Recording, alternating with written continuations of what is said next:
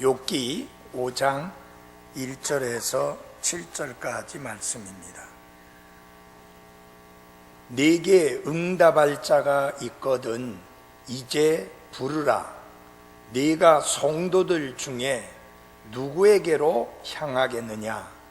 진노는 어리석은 자를 죽이고 시기는 미련한 자를 죽이느니라. 어리석은 자가 뿌리 내리는 것을 내가 보았으되 즉시 그의 처소를 저주하였노라. 그의 자녀들은 안전에서 멀리 떨어져 있고 그들이 성문에서 짓눌리되 그들을 건져내는 자가 없으며 그들이 수확한 것은 줄인 자가 먹고 가시나무에서 난 그것도 가져가며 강도가 그들의 재산을 삼키는도다.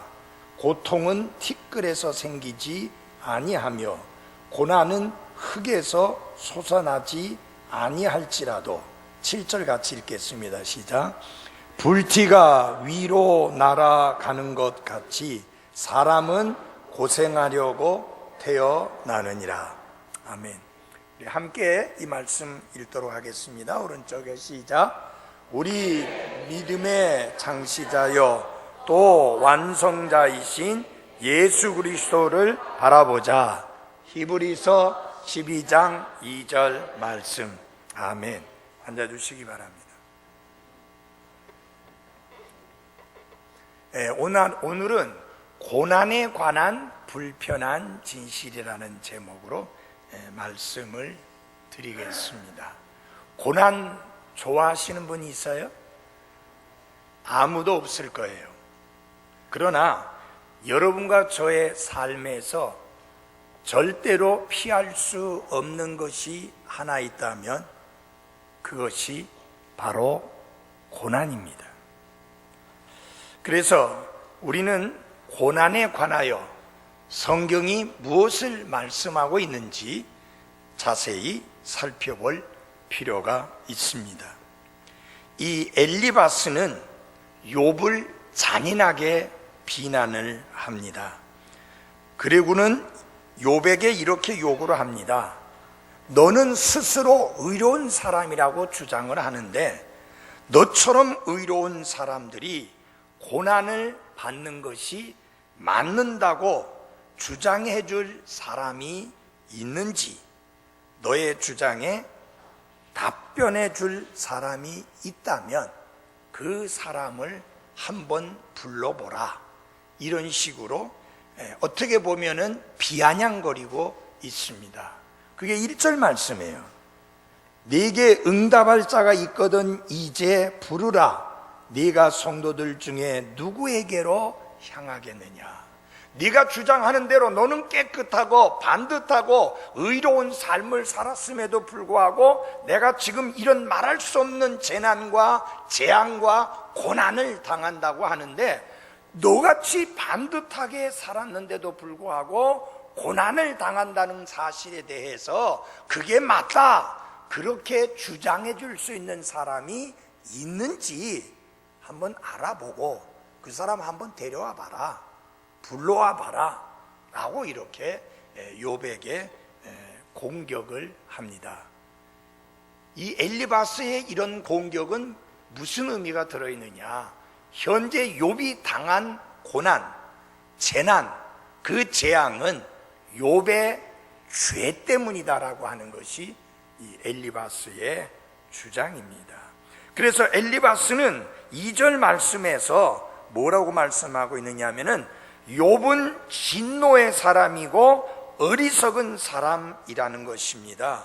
그래서 그 개인적인 시기심이 정의로운 심판을 불러왔다고 하는 그런 논리를 펴고 있는 것입니다. 그래서 2절에 보면 진노는 어리석은 자를 죽이고 시기는 미련한 자를 죽이느니라. 지금 이제 결국은 욥을 향하여서 어떤 사람이라고 비난하는 거냐 하면은 그는 마음속에 분을 크게 품고 있는, 그래서 아주 진노하는 사람이라는 뜻이고 다른 사람의 삶을 크게 시기하는 사람이라고 하는 그런 악평을 하면서 결국 진노하는 사람이나 시기하는 사람은 다른 사람을 죽일 뿐이라고 이렇게 공격을 합니다. 그래서 이 엘리바스는 욥기 3장에서 욥이 부른 슬픔의 노래, 그가 생일을 저주하고 생일을 욕하고 그 다음에 하나님 너무하십니다, 왜 나를 이렇게 고통당하고 아픔당하고 이렇게 힘들고 어려운 상황 속에 처하게 나를 이 땅에 태어나게 했습니까? 라고 원망의 노래를 부른 게 욥기 3장의 내용인데, 그래서 이 욥이 그런 소리를 함으로 말미암아 그게 결국은 자기를 죽이는 어리석은 자의 진노이며 미련한 자의 시기라고 이렇게 해석을 해주는 것이 욥기 5장 2절의 말씀입니다. 그러면서 욥기 5장 3절에서 그는 자신이 경험한 경험에 근거한 결론을 또 내리고 있습니다. 5장 3절 우리 한번 같이 읽어보겠습니다. 5장 3절입니다. 시작. 어리석은 자가 뿌리 내리는 것을 내가 보았으되 즉시 그의 처소를 저주하였노라. 내가 인생을 살면서 내가 본 게 있는데 그것은 어리석은 자가 뿌리를 내리는 것을 내가 보았는데 내가 그 즉시 그의 처소를 저주하였다. 그렇게 말을 하면서 후에 보니까 내가 저주한 대로 그렇게 돼버리더라.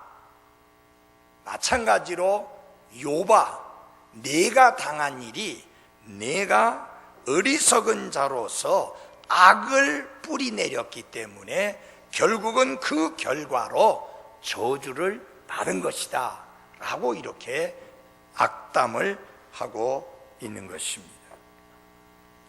엘리바스는 나는 보았노라라고 이렇게 말하지만 그가 문제가 된 것이 뭐냐면은 다른 사람의 경우에는 그게 사실일지 모르지만 욥의 경우에서는 그게 사실이 아님에도 불구하고 일반화된 원리를 욥의 개인적인 특수한 상황 속에 갖다가 껴맞추다 보니까 욥을 비난하고 악평하게 되는 것인데, 이것이 엘리바스가 끊임없이 저지르는 실수인 것입니다. 자, 엘리바스는 악한 자가 뿌리 내리는 것을 보고는 그 악한 자에게 심판이 임할 것이라고 조주했는데 얼마 후에 보니까 그의 조주가 그대로 이루어지는 것을 보았다. 그래서 욥아, 내가 악을 심었고 악의 뿌리를 내렸는데 누군가가 그 모습을 보고 너를 조주했는데 그 조주대로 네가 그대로 당한 것이다 라고 이렇게 공격과 비난을 하는 것입니다. 그러면서 정말 욥의 마음에 크게 상처가 되는 아픈 상처를 또다시 건드립니다. 이 엘리바스의 공격을 보면요, 정말 크게 상처를 입은 욥에게 한 번만 공격하고 끝나는 게 아니라 계속 공격을 하면서 그의 상처에 상처를 더해가고 있습니다. 그 중에 하나가 뭐냐면 또 자녀들을 건드리는 거예요. 4절 한번 보겠습니다. 4절입니다. 그의 자녀들은 안전에서 멀리 떨어져 있고 그들이 성문에서 짓눌리되 그들을 건져낸 자가 없으며, 악을 뿌리는 자가 결국은 거두어 들이는데 그 결과로 인하여서 자녀들과 집이 멸망을 당하는데 아무도 건져낼 자가 없고, 그 사악함으로 말미암아 모든 것이 다 빼앗기는데 그 빼앗기는 상황 속에서 그들을 지켜줄 자가 아무도 없다. 내가 이것을 한두 번 본 게 아니다. 나는 많이 보았다. 욥아 네 경우도 내가 이제까지 많이 본 그 경우와 똑같다라고 하는 겁니다. 전에도 여러 번 말씀드렸지만요, 자녀를 하나만 잃어버린 게 아니라 한 번에 10명의 자녀를 잃어버렸는데 그 부모의 마음이 어떠할까를 조금도 헤아리지 않고 또다시 자녀가 욥의 사악함 때문에 죽었다라고 하는 것을 또다시 언급하며 공격을 하고 있는 것입니다. 그래서 엘리바스는 잔인하게도 욥이 악을 뿌리내리고 번영을 했었지만 즉시 하나님의 저주를 받아서 끔찍한 재난의 결과로 자식과 재산을 잃어버렸다라고 그렇게 말하고 있는 것입니다. 여러분, 이거 친구 맞아요? 지난 수요일날 설교했죠? 네? 좋은 친구 아니죠? 네. 엘리바스는 그의 생애에서 많은 것을 보았습니다. 그런데 그는 배운 게 별로 없습니다. 그가 한 가지 정말 심각하게 모른 것이 있었는데, 그건 무엇이냐면은 왜 선한 사람들이 고통을 당하는지 그는 알지 못하고 있었습니다. 다시 말하면 그의 결론은 뭐냐? 악한 자만이 고난을 당한다는 거예요. 어떤 사람이 고난을 당한다면 이는 그가 반드시 악을 행했기 때문이라는 거예요. 그러나 여러분, 선한 사람도 고난을 당합니다.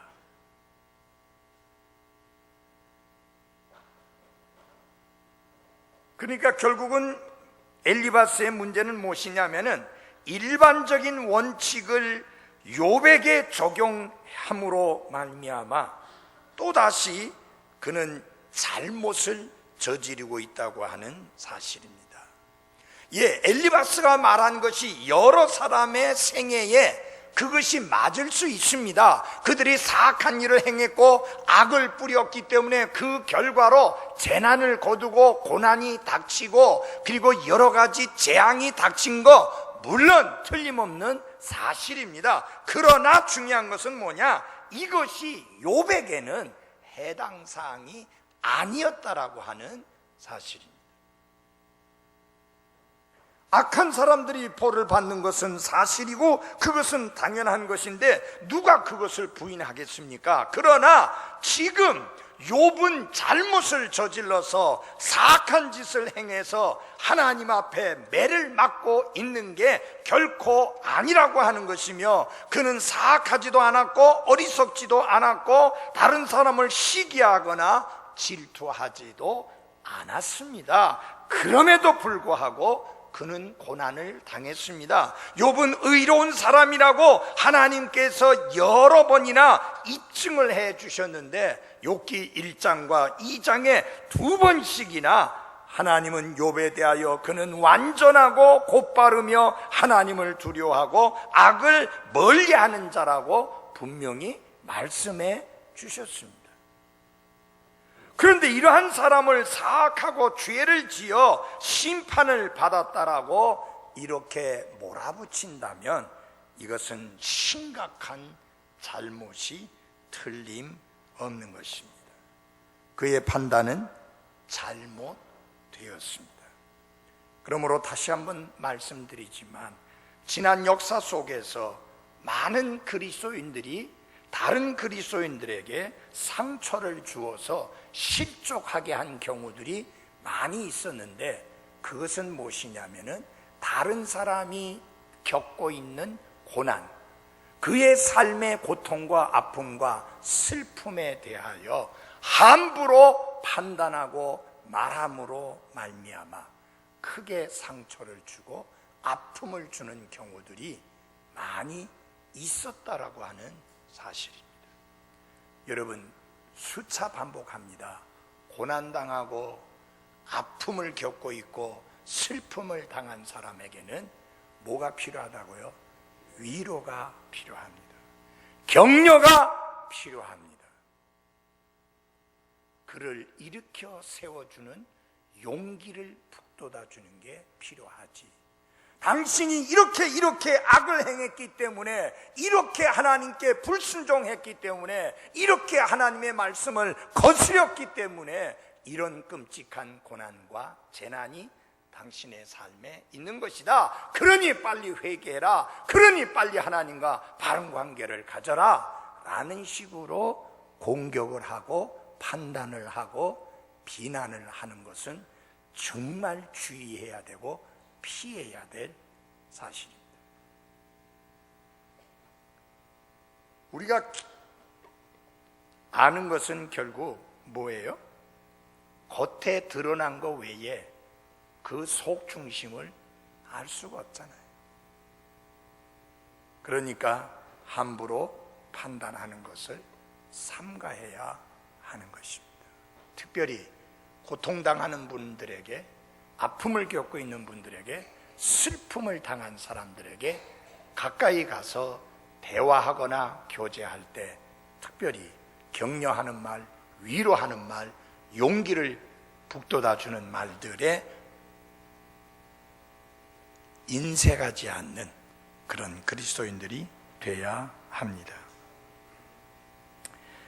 욥은 한때 이웃의 시기를 받을 만큼 엄청나게 풍성한 삶을 누렸습니다. 욥의 재산이 얼마나 많았던지 그의 종들은 욥의 재산을 지키는 일에 신경을 많이 써야만 했습니다. 그리고 하나님께서는 욥이 가지고 누리고 있는 것들을 다른 사람에 의하여 뺏기지 않도록 울타리를 쳐주셨다라고 이렇게 욥기 1장 10절에 말씀을 하고 있습니다. 그런데 여러분, 누가 그 울타리를 제거해 버리셨어요? 하나님이 그 울타리를 제거해 버리셨습니다. 욥이 사악한 짓을 행했기 때문이 아닙니다. 악을 행했기 때문이 아닙니다. 악을 뿌리내렸기 때문에 하나님이 그렇게 하신 게 아닙니다. 하나님께서 욥을 시험하시기 위해서 그렇게 하신 것입니다. 그 결과 강도들이 욥이 수확한 것들을 전부 가져가 버렸고 그의 재산을 다 삼켜버렸고, 그리고 욥의 자녀들도 한꺼번에 죽게 되었습니다. 자, 여러분, 이게 중요한 거는 하나님이 허용하심으로 그런 일들이 일어난 것이지, 욥이 악을 행했기 때문에 그렇게 된 것은 아니었습니다. 그러나 엘리바스의 주장은 뭐예요? 욥이 악을 행했기 때문에 그렇게 되었다는 것입니다. 그래서 이 엘리바스의 판단이 얼마나 잘못된 판단인가 하는 것을 알 수가 있는 겁니다. 지난 세기 속에, 기독교 역사 속에 하나님 앞에서 거룩하고 의롭고 철저하게 구별된 삶을 살면서 전적으로 하나님께 헌신된 많은 그리스도인들과 하나님의 종들이 상상을 초월한 고난과 고통과 아픔을 경험했고, 심지어는 많은 분들이 목숨을 잃었습니다. 여기 엘리바스는 딱 한 가지 결론만 가지고 있는 거예요. 왜 사람이 고난을 당하느냐? 악을 행했기 때문이다. 왜 그 집안에 재앙이 있느냐? 악을 행했기 때문이다. 왜 갑자기 재산이 사라지고 자녀들이 죽는 끔찍한 일이 일어나느냐? 악을 뿌리고 악을 가꾸고 악을 거두었기 때문에 그렇게 된다. 그러면 지난 기독교 역사 2000여 년의 역사 속에 수많은 그리스도인들이, 침례 교도들이 5천만 명이나 되는 사람들이 오직 침례 신앙 그거 하나 때문에 목숨을 잃었는데, 그들이 악을 뿌리고 악을 거두었기 때문에 그렇게 죽었는가요? 아니잖아요.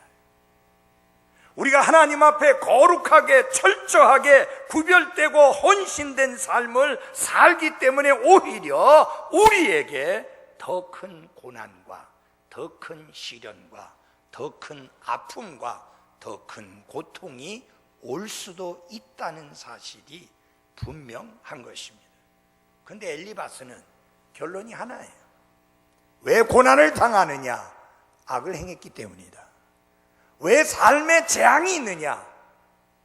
악을 뿌리내렸기 때문이다. 그러니 욥이 지금 그 끔찍한 재난을 당하고 그 끔찍한 고통을 당하는 이유는 하나님 앞에서 악을 행했기 때문이다. 그렇게 결론을 짓는 겁니다. 여러분, 참 이렇게 다른 사람을 판단한다는 거 정말 주의해야 할 일인 것 다시 한번 우리 마음에 새겨야 되고, 특별히 여러분, 고통을 당하는 사람, 아픔을 겪고 있는 사람, 슬픔을 겪고 있는 사람, 삶이 힘든 사람에게 다가가서 이야기할 때, 교제해 줄 때 특별히 조심해야 하는 겁니다. 우리가 건드리지 않아도 다 알고 있는 거예요. 어떤 목사님이 그런 이야기를 했더라고요. 글을 읽는 중에 목사님이 아픈 거예요. 근데 그 성도가 하는 말이, 목사님 왜 아픈지 아세요? 면역력이 없어서 그래요. 아니, 아프신데 얼마나 힘드시겠어요? 이렇게 물어야 되는데 면역력이 없어서 그래야 하고 그렇게 단죄를 하면 그것이 얼마나 상처가 될까를 생각을 안 하는 거죠. 우리가 무엇을 어떻게 말할까를 정말 조심해야 되는 게 맞습니다. 그 다음에 이제 결론적으로 고난에 관한 말씀이 나오는데 5장 6절 7절입니다. 사실은 지금 이 5장 6절 7절도요, 엘리바스의 말은, 이런 말 자체는 맞는 거지만 이거는 욥에게는 해당 사항은 아닌 거예요. 6절 7절 보겠습니다. 고통은 티끌에서 생기지 아니하며 고난은 흙에서 솟아나지 아니할지라도 불티가 위로 나르는 것 같이 사람은 고생하려고 태어나느니라. 이 내용 자체는 맞아요. 그런데 문제는 이 말 속에 엘리바스가 담고 있는 의도가 무엇이냐? 욥아, 고난들이 갑자기 나타나는 것은 아니다. 결국은 네가 씨를 뿌렸기 때문에 이제 거두는 것이다. 그러니 네가 지금 이렇게 고생을 하고 있는 것은 네가 뿌린 것을 거두고 있는 것이다 라고 이렇게 공격을 하는 것입니다. 그러나 그의 말 속에서 우리는 고난에 관한 몇 가지 진실을 배울 수가 있습니다. 그래서 우리가 여기에서 놀라운 진리를 발견할 수 있는데요, 우선 고통당하는 사람들 모두에게 주시는 위로의 말씀이 하나 있는데, 그것은 무엇이냐면은 나만 혼자서 고통당하는 것은 아니다 라는 사실입니다. 우리 고린도전서 10장 13절 제가 읽어드리겠습니다. 사람에게 공통적으로 있는 시험 외에는 너희가 어떤 시험도 당하지 아니하였나니. 우리가 시련을 당하게 되면, 고난을 당하게 되면, 고통을 겪게 되면 오직 이것이 나에게만 있는 것처럼, 나만 고통당하고 나만 고난당하고 나만 어려움을 겪고 있는 것처럼 그렇게 생각하기가 쉬운데 그게 아니라는 것이죠. 나만 특별하게 고난당하는 것이 아니라 사람이라면 공통적으로 겪는 그런 고통을 내가 겪고 있고, 그 아픔을 내가 겪고 있고, 그 고난을 내가 당하고 있다라고 하는 사실입니다. 그래서 스스로 자기 연민에 빠져서 나만 힘들고 나만 고통스럽고 나만 고난당하고 나만 어려움을 겪는다라고 생각지 마십시오. 그래서 사도 베드로를 통해서 하나님 이런 말씀을 주셨습니다. 믿음에 굳게 서서 그를 대적하라. 세상에 있는 너희 형제들도 동일한 고난을 겪는 줄 너희가 아느니라.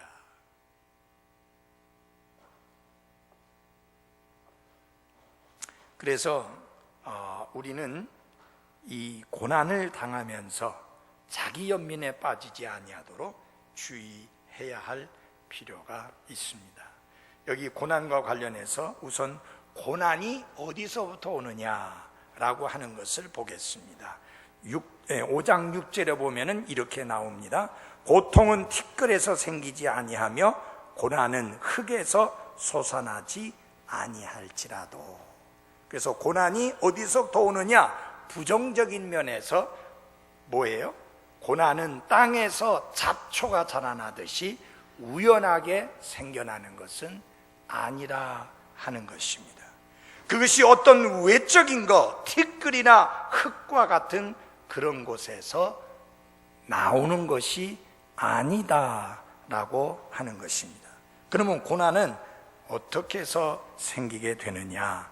사람은 고생하려고 태어나느니라.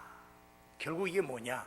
여러분과 제가 사람으로서 이 땅에 태어났기 때문에 고생, 고난, 고통은 피할 수 없는 필연적인 것이다 라고 하는 것을 알아야 합니다. 그런데 성경이 보면은 사람은 고생하려고 태어났다라고 했는데 왜 사람이 고생하려고 태어나게 되느냐?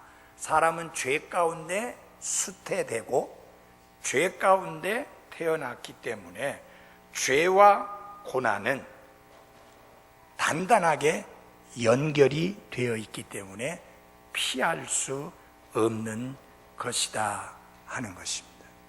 그래서 여러분, 죄 많은 세상에 여러분과 제가 살고 있습니다.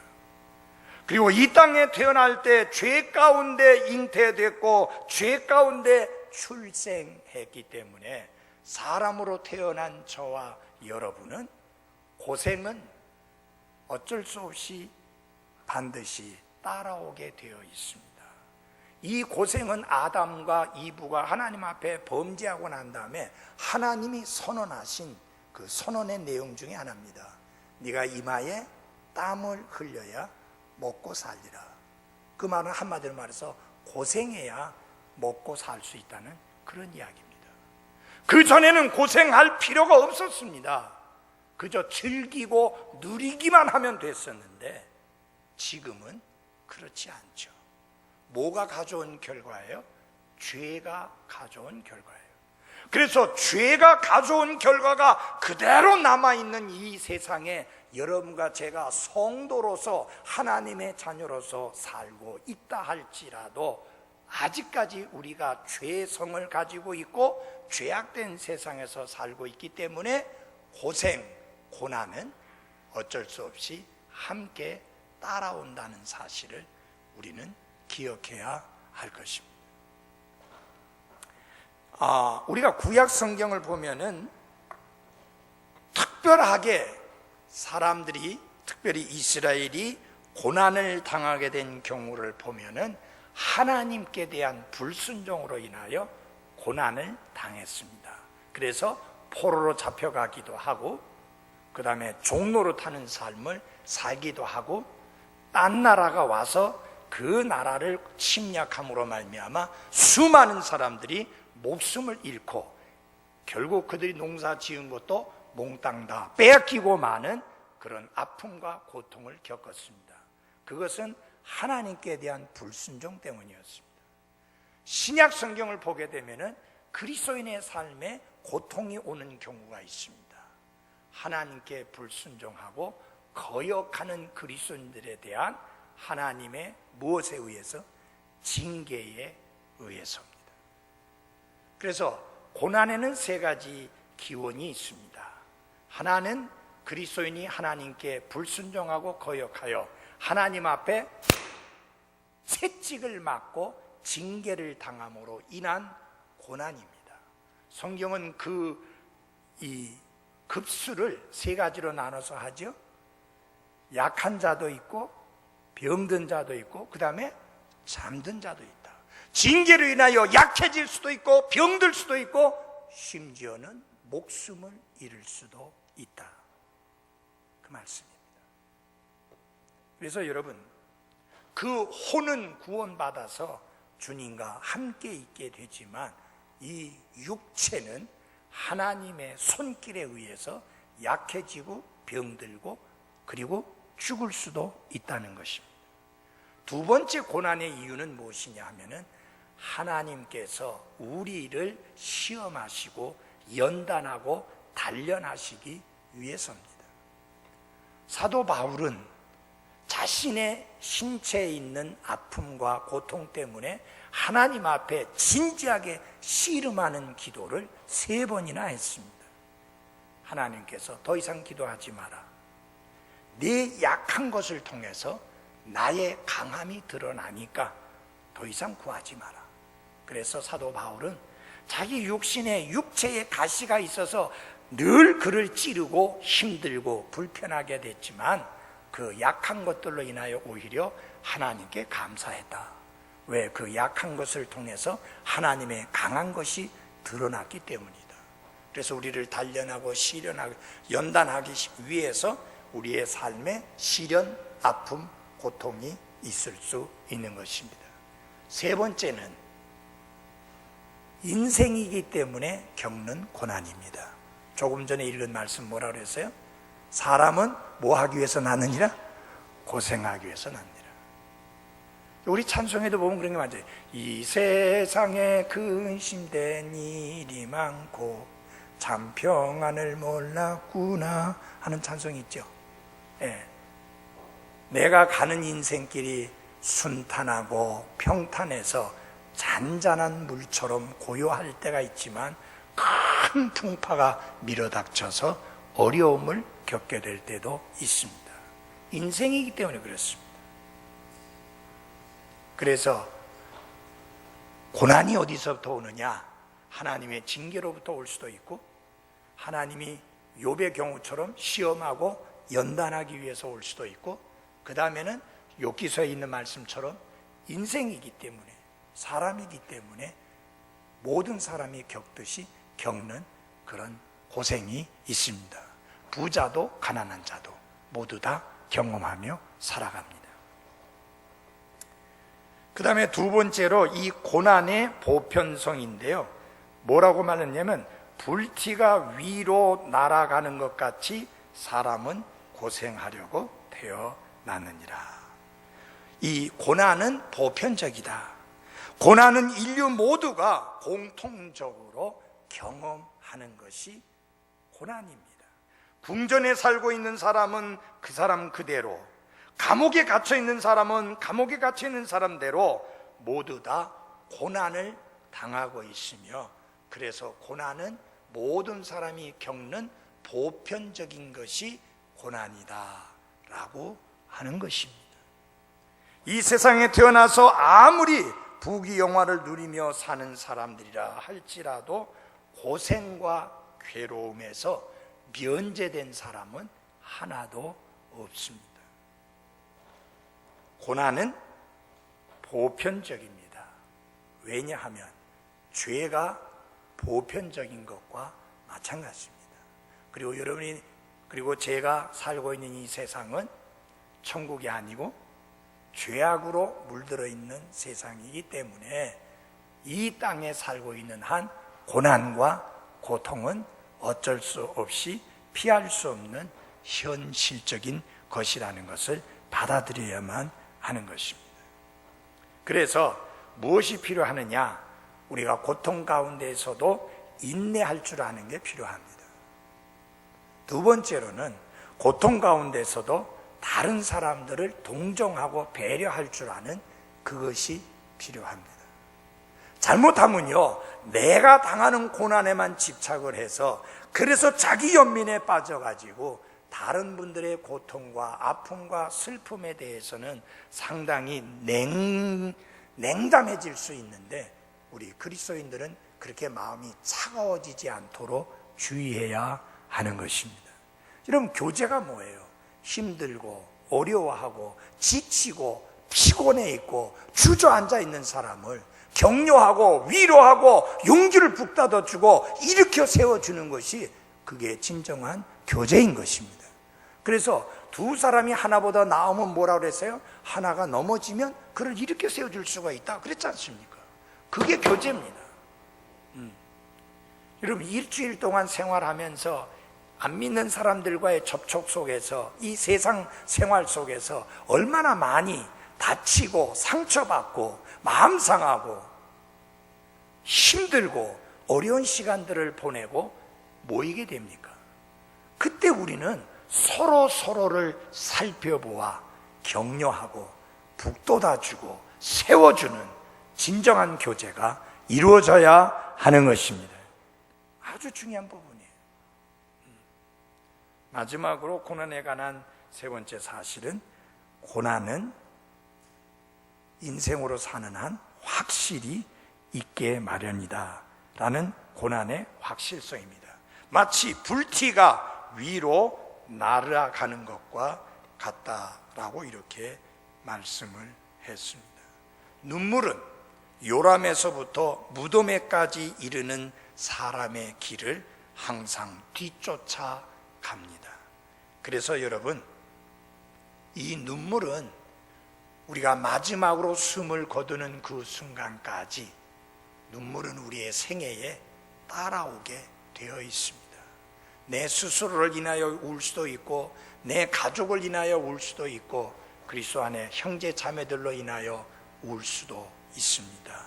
고난은 여러분과 저의 삶에 확실하게 찾아오는 반갑지 않은 손님이기도 합니다.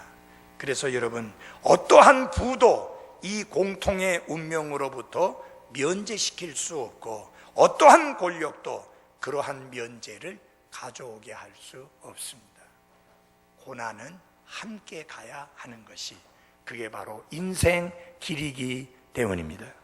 제가 요새 그 암과 관련된 책을 읽고 있는데, 그 일본 저자가 쓴 책에 의하면 이 사람은 항암제, 그 다음에 방사선 치료, 암수술, 그 세 가지 중에 암수술이 제일 약하게 나쁜 거고, 제일 나쁜 게 방사선 치료고, 그 다음에 항암 치료가 나쁘다고 합니다. 오히려 그걸 통해서 암세포를 자꾸만 활성화시킨다고 하면서 그 사람이 주장하는 게 뭐냐면은 암하고 친해져야 된다, 그 이야기를 합니다. 그러면서 가장 큰 것 중에 하나가 웃음요법이, 중국에 웃음학교라고 하는 게 있는데 암 환자들이 들어가는 거예요. 생존율이 다른 병원과 비교할 수 없게 50% 이상이 넘는 거예요. 전부 다 병원에서 포기한 사람들이 거기 들어가서 살아서 남아가는 게 50% 정도 되는 거예요. 억지로 웃게 하는 거예요. 그런데 억지로 웃는 웃음도요, 면역력을 생기게 한답니다. 그러니까 우리가 기쁨으로 살아야 되잖아요. 오늘 왜 여러분들 얼굴이 그렇게 칙칙합니까? 고난 이야기 하니까 그래요? 아니, 고난은 아까 말씀드렸잖아요. 피할 수 없는 거다. 맞아요? 피할 수 없는 거예요. 모든 사람이 고난당해요. 고난은 확실한 거예요. 왜? 고생을 위해서, 우리가 살기 위해서 태어난 것처럼요, 고생하기 위해서 태어났다는 것도 맞아요, 여러분. 예. 그러니까 중요한 건 뭐냐면, 고난을 멀리 하려고 깊이만 하려고 하지 말고, 고난과 친해지면서 고난과 함께 인생길을 가는 가운데 감사와 기쁨이 충만한 삶을 살 수 있기를 바랍니다. 여러분, 고난에 관한 불편한 진실은 우리 모두가 이 세상에서 예상해야 되는 것이라는 사실입니다. 그게 고난이에요. 고난이 올 것을 예상하고 살아야 됩니다. 그래서 사람은 고생하려고 태어났기 때문에 고생은 피할 길이 없다. 그런데 성경은 뭐라고 말합니까? 모든 일에서 모든 일로 인하여 항상 감사하라고 말씀하고 있습니다. 고난 중에도 감사하고 고난 중에도 찬양할 수 있는 나와 여러분이 될 수 있기를 바랍니다. 그래서 여러분, 예수님은 죄가 없이도 고난 당하셨잖아요. 맞죠? 예수님이 죄가 있어서 고난 당하셨어요? 아니잖아요. 우리가 주님 앞에 가기까지는 고난은 피할 수 없는 현실이다.